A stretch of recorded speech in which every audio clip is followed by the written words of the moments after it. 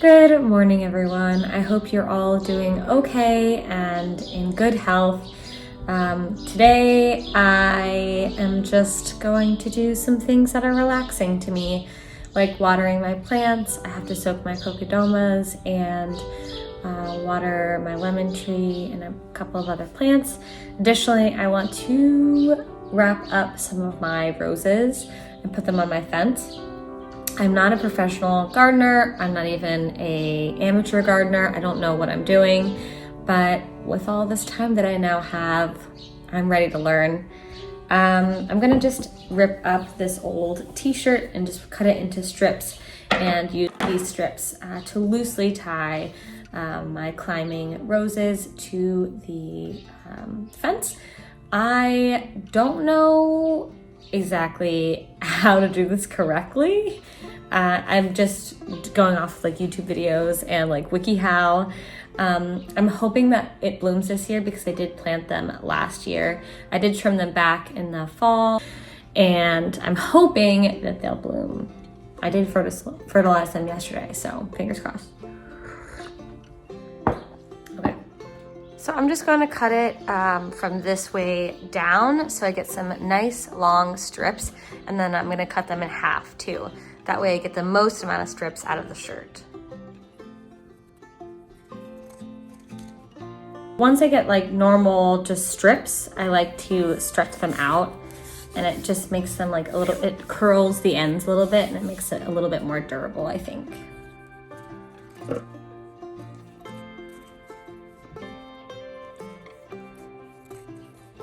So I'm curious, lately I've been really into black tea, and that's because recently my dad and I, well, not recently now, that was in September, we went to Scotland, and I've always really had an affinity for black tea.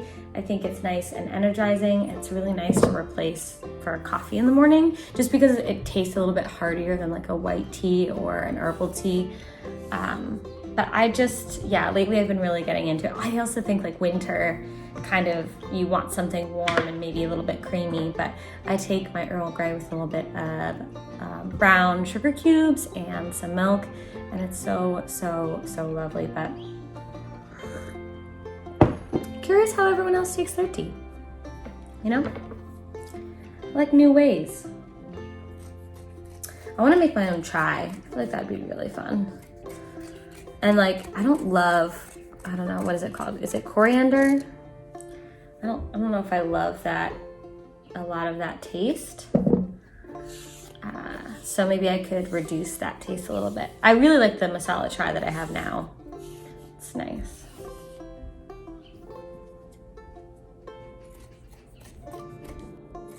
Okay, so from my knowledge, you don't want to tie up your roses with anything that doesn't have a little bit of stretch to it, because it is a plant, it is a growing thing, and you don't want to inhibit it from growing necessarily. You kind of just want to guide it to where it wants to be. So you need to use a stretchy material, which is why I'm using an old t-shirt. So I've cut up a bunch of ties that will be flexible enough to hold my roses without squishing them.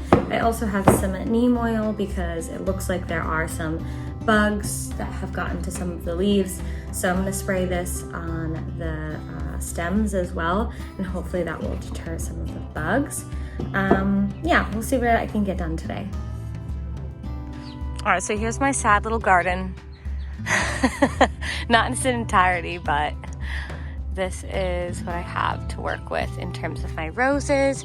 You can see this is getting the least amount of sunlight, and then these guys were getting the most amount of sunlight. You can also see that some bugs have gotten to the leaves. So I'm going to, hopefully the neem oil will help. We'll see how it goes. But that's from last year when I started like tying things up and then I cut everything back. So we'll try again this year, and hopefully they will bloom for me. Fingers crossed. I think I'm gonna start with this guy because he has seemingly like the longest little doodad, and I kind of want to splay this guy out this way. This one more central this way, and then this one definitely more that way. That way I can fill the fence as much as possible and hide that. As you can see, I also have lavender. There was a lavender here, but I drowned it out, so I need to replace him this year with some more lavender. But hopefully my little lavender rose garden will be a thing this year. I was gonna use my gardening gloves, but I think I need to feel them, and since these are thornless climbing roses, hopefully I won't get stabbed. Hopefully.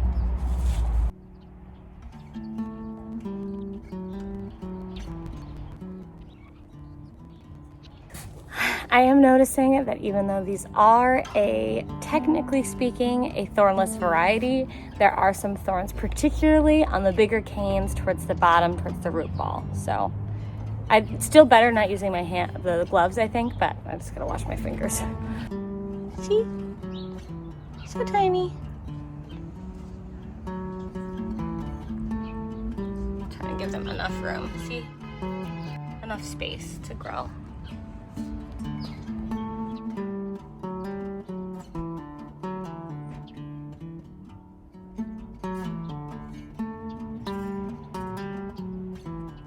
I'm really trying to tie them as loosely as possible while wiggling them where I want them to be. I'm trying to decide which one's the biggest ones and how to flare it out best as possible to cover the most fence as possible. So I don't know if I'm being a little bit too forceful, but I'm trying to give them enough space so they can grow however they want to grow.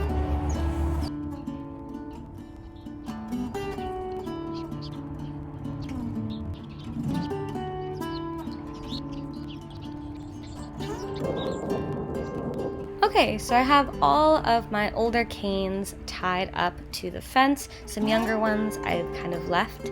Additionally, I mixed up some neem oil, water, and soap, and I sprayed that all over the canes and the leaves, hopefully to prevent any sort of bug situation. Additionally, I was really fortunate to have my neighbor had to go get some groceries from Produce Junction, which is like a local, almost like a farmer's market.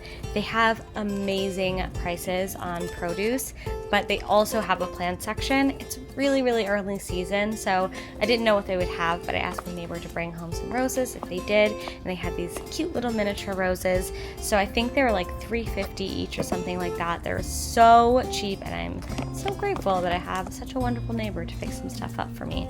So I went ahead and planted these in the very front, so that way there's some visual interest before my bigger blooms happen.